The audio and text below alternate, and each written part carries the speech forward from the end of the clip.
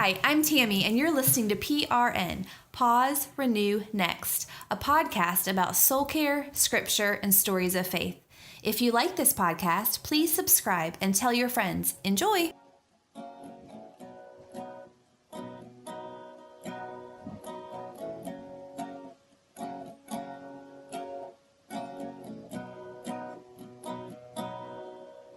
Welcome to PRN, Pause, Renew, Next, the podcast. I'm Jenny Detweiler, and today we are going to be talking about the faith story of a woman who lived an incredibly adventurous life. Really, her story could be made into a movie. It's got it all. It's got adventure, it's got action, it's got drama, it's got tragedy, some comedy. I'm just kidding, really, it's already been made into a movie. And the name of it is The Inn of the Sixth Happiness with Ingrid Bergman. If you don't already know who I'm talking about, today we're going to be talking about Gladys Aylward. And we're going to be starting back in the 1930s when she was still in her 20s. At that time, she had recently become a Christian and had felt a very strong call to go to China as a missionary. In fact, she was accepted by the China Inland Mission to study to be a missionary in China. But after a few months, they let her go because she didn't show enough progress in the Chinese language. She was not dissuaded. She decided to work as a domestic houseworker for Sir Francis Young's husband, who was a British Army officer and explorer and had spent much time in Asia. While she worked, she began saving money. And soon she had worked up enough courage and enough money that she went to try to buy a ship passage. But when she got there, the teller was less than encouraging. He said, "Ma'am, don't you know you only have 3 pounds? You need at least 90 to be able to get to China." But she was not discouraged. She said, "Well, surely there's a cheaper way to get there than that." And he said, "Well, ma'am, there is. You can go on a train. But don't you know there's a war right now between China and Siberia? If you go by train, there's a good chance that you'll die long before you get there." But she again was not discouraged, and she said, "Sir, it will take me so long to save that money. Surely it will be over by the time I get there." So she worked and saved money. She worked every chance she could, and each week she would take her money and put money down on her ship passage. All this time, she really had no plan about what she was going to do when she got to China. She didn't even know where in China she was headed, but she saved nonetheless. During that time, one day she had an important conversation. Someone told her about a missionary lady in China named Jenny Lawson, who had recently decided to retire and had gone back to China to live there. And so our friend Gladys decided that that's exactly where she would go. She would go help Jenny Lawson. One day she did save up enough money, and she got on a train and headed across Europe onto the Trans-Siberian Railway. Slowly, as they went into Russia, there were less and less civilians on the train and more soldiers, until she was the last civilian left. Although the soldiers only spoke Russian and she only spoke English, they communicated well enough with hand motions and gestures. And it was very clear that the soldiers wanted her to get off. But she was not going to get off. She said, "I've paid my money to get to China, and I'm going to get there." But finally they stopped and they could hear gunfire, and the soldiers made her get off the train and walk back to the last train station. Now remember, she was in Siberia. She walked through the snow miles to get back to the last train station. And when she got there, she had no clue what she was going to do. She only had a 1-pound note that was stuck in her corset and no plan as to what she could do from there. She was detained by Russians who changed her passport from saying missionary to machinist. And it was clear that they planned to send her to be a free worker somewhere in Russia. Thankfully, she escaped with the help of some locals who helped her get onto a Japanese ship. But as she was about to get onto the ship, 6 Russian officials chased her and surrounded her. Quick thinking, she threw her bags onto the ship and threw the 1-pound note up into the air so that they were confused and grabbing for it, and then jumped onto the ship herself. Eventually, she did make her way to China. When she got there, she found Mrs. Lawson had moved, and she had to track her down. Nothing was as she expected. Not the trip, not Mrs. Lawson, not even the people or her reception in China after all the work that she'd gone to do to get there. Mrs. Lawson herself was a lady in her 70s, and she was not really warm and fuzzy. She had white hair and blue eyes and was very, very blunt. The people there did not receive Gladys well either. In fact, one day in town, the children laughed at her, and some ladies threw mud at her. She ran home crying, and Mrs. Lawson was not sympathetic. She said, "Well, they think that we're foreign devils, but there's no use crying about it. We just have to persuade them differently." So they came up with a plan to begin an inn. At that place, there was not a road. There were just mule trains that would pass through. So their plan was to take their home and make it into an inn for the muleteers. However, they wouldn't come inside. So Mrs. Lawson said, "Gladys, I want you to stand outside, and when they come by, you're going to pull the reins and pull them into our courtyard so that they can't escape." So she did. Can you imagine? Poor little Gladys in her 20s or 30s is standing out there and pulling little muleteers into their inn so that they had to stay.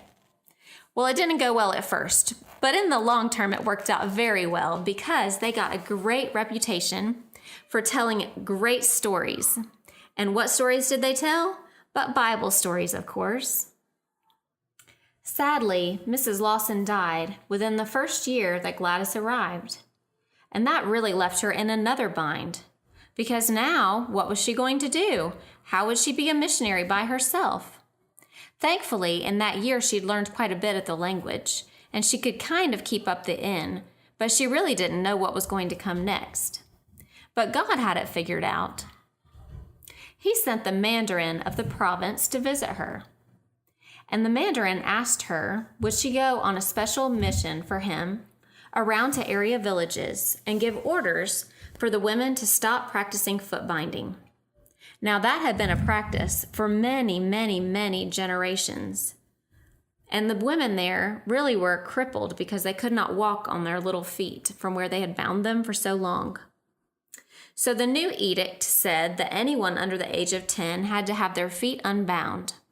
And it was Gladys's job to go around and spread the news. The mandarin gave her some soldiers to accompany her to give her a little oomph when she told them. Still, Gladys wasn't so sure about this idea. But the mandarin said, well, I can't send a man to do the job, and all the women have had bound feet and won't be able to walk that far. You're the only one that can do it. And so, she had a new job. And actually, she was respected and loved, and she became known as the storyteller. Because everywhere she went, she would tell stories from the Bible about God and about the gospel. One day, Gladys was approached by a child seller who was trying to sell her a child. Gladys was outraged. She went to the mandarin to talk about it. He heard her, and he agreed that it was outrageous and that it was evil, but said that there was nothing he could do about it. So Gladys went back and bought the child. She named her 9pence because that's how much she spent. And 9pence became her daughter. She adopted her. Soon there was a little boy outside, and 9pence asked if she could eat a little less, and if Gladys could eat a little less, that maybe they could adopt that little boy too. And soon she adopted him. And don't you know, before long, she had 19 children. Well, by this time, she decided it was probably a good idea to become a Chinese citizen. And when she did, she took the name Ai Weiwei, which is the name that the Chinese people had given her, and it meant virtuous woman. And during that time, she took in more and more children and really started an orphanage. Soon, war broke out. And for the Chinese people, that was nothing new because there were unofficial wars all the time. But this was different. Japan had invaded China, and little did they know, they were in the middle of World War II. Soon Japan bombed their town, and there was great destruction and fear. Again, the mandarin came and asked for her help. He said, China is having to do a scorched earth policy because Japan comes and invades and takes all of our supplies, so we've got to get rid of everything. Gladys was very sad because China was like her new homeland and she loved it dearly. Some Chinese officials came and asked her if she would work as a spy for China. Because she loved China so much, she said that she would, at least as far as her conscience would allow. Time magazine did an article about her that became really popular in the United States and gave her a kind of 15 minutes of fame. By this time, she was taking care of 200 children in China, and they needed to move to a safer area. There was a man who helped her and took 100 of them to a safer area, and she was waiting for him to come back and return to take the other 100, but he never returned. Later, she would find out that he had been killed by some Japanese soldiers, and when they had killed him, they found the Time article on him, and now she was a marked woman too. Soon an officer came to the door and warned her that she needed to leave, but she said, "Christians never retreat." He said, "Ai Weiwei, you need to know that Japan has marked you." And he pulled out a paper that had her name along with 2 others, one of whom was the Mandarin, and said that they were wanted dead or alive. She went upstairs and prayed, because although she wasn't afraid to die, she wanted to make sure she was making the right choice. She opened her Bible and read, "Flee ye to the mountains." And so she decided she would go. She had to take the children to safety herself. All she had was 94 children, the clothes on their backs, a cast iron pot, millet enough for 2 days to feed the children, and she had all the children carry their shoes around their waists. They tied them around their waist because the soles of their shoes were made of bark, and they were only supposed to be good for a month. They would need them much longer than that. In 12 days, they finally got to the Yellow River, and she knew if they could make it to the Yellow River, that after that they could take a train or a boat the rest of the way. When they reached the town next to the river, there were no people anywhere. Finally, they found a little old man by himself underneath a tree. Gladys spoke to him and asked where all the people were. He said they had run away because they knew Japan was coming for them. She asked why did he not leave? And he said it's because his children had already been killed by Japanese soldiers, and he'd rather use his last breath to spit on them than to run away. He urged her to run back into the mountains. He said, "You by yourself might make it, but with all these children, there's no way you will survive." But she went on anyway, and they sat by the Yellow River and waited for a boat. 4 days went by, and no boats came. The children said, "Ai Weiwei, why can you not make the Yellow River part like Moses did in the Old Testament?" And so they prayed together. Now at this time, Gladys was not doing well physically. She was exhausted, but even more than that, she had sustained an injury earlier from a Japanese soldier who butted her head with the end of a rifle. Since that time, she had dizzy spells and times where she just wasn't herself. So as they sat by the Yellow River and waited and waited and waited, they sang and they prayed. And finally, an officer appeared. Gladys went and talked to him, and she said, "Is there any way that you can help us? We need a boat." And the man said, "Of course, I would love to help you. But know that even if you get on a boat, there's a good chance that Japan will shoot you from the air." In fact, as he watched the kids playing in the reeds, he said, "Japan has been coming by and shooting into those reeds, but for some reason this week we haven't seen any of the airplanes." So sure enough, he got them a boat and ferried them across. It took 3 trips, but they all made it across. And when they got to the other side, they got on a train. Of course, as you would suspect, after listening to the rest of this story, you can bet that that train didn't make it very far before it too was detained because Japan had targeted China's railroads. Ai Weiwei could not imagine what they would do now. She was so tired. She was told that the only way that they could make it to where they needed to go was to go through the mountains. They looked up. The mountains were so high they were hidden by clouds. Gladys asked how many days it would take to travel them by foot, and she was told 4 or 5 days. This is the one time in the whole story where she lost it. She sat down in front of all those 94 children and cried and cried and cried. And some of the kids also started crying. But soon she stood up, wiped her face, and said, "Everyone needs a good cry every once in a while, but now it's time to move." And so they got up and they started walking. And they climbed those mountains for 5 days until they reached the other side. And amazingly, even though everybody was completely exhausted, there were no major injuries. When they reached the other side and tried to get on the trains, they were told, "The trains here are no longer running. The only trains that are now running are coal trains, and you can't ride on those." Gladys and the children were so tired. So Gladys told them to pull out their little bedrolls and lay on the platform, just like she had all those years ago in Russia, and she fell asleep. Soon she was awoken by one of the train officials, who said, "We heard your story, and we'll let you ride on the coal trains if you want."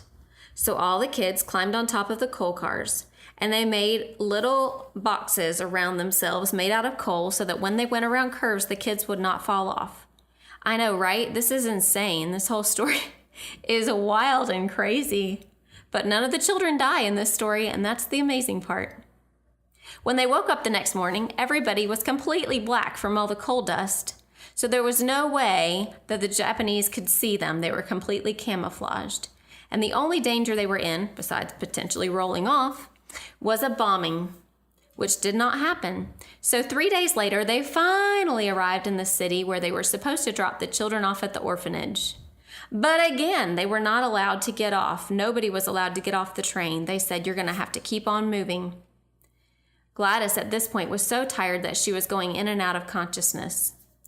3 days later, they finally arrived in another city where there was an orphanage, and they were able to get off.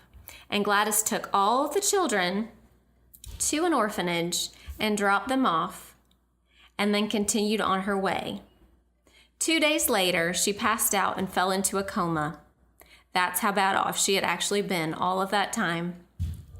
And she stayed in a hospital for a couple of months. She was there at a Baptist hospital, and when she woke up, she heard English-speaking people. And they said that she had been so bad off, not only had she had fever and exhaustion and malnutrition, but she also had typhus and pneumonia. In fact, it took her years to get fully well.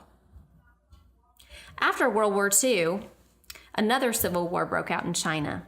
And you know that one. It was the communist regime where Mao Zedong became the new communist leader. During that time, Gladys also went through some hard times. There were a lot of people becoming Christians, and there was a university where 200 students had recently become Christians, and she knew many of them. One day, the communist leaders brought all the students out and read out the names of the students who had said that they were not for the communist government, and that was 200 students. One by one, they read their names. The first girl came forward, and they said, "Now are you for communism? What do you believe in now?" And she said, "2 months ago, I believed in Jesus Christ, but after you have treated us so harshly, I believe even more in Jesus Christ." And they took her out and beheaded her in front of everyone. And Gladys watched as they killed all 199, one after the other, in the same fashion. She was devastated as she watched the first girl die, but she stayed throughout the entire massacre and prayed a prayer for them that Mrs. Lawson had taught her many years before. "Lord, let me not be afraid to die, but if I am to die, let me die well." Soon the time came that she had to leave China, which she loved dearly, not because she was afraid of her own life, but because she feared that she was drawing attention to those she was trying to help. So she left.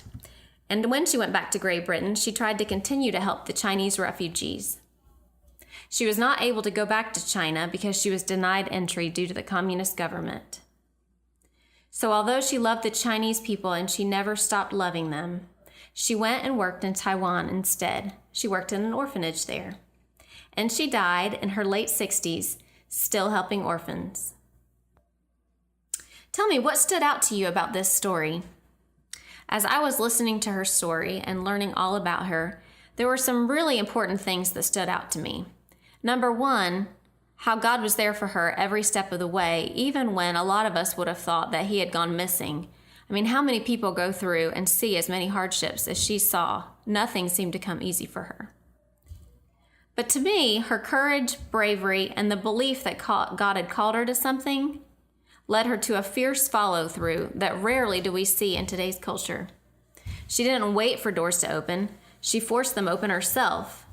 She built a fierce resolve that seemed to build spiritual muscles and attributes that she would need for the hard things that God called her to do in China. Those are also the things that caused the Chinese people to love and respect her. What stands out to you about her story? I'd love to hear about it. Join our Facebook page at PRN Pause Renew Next to join in the conversation.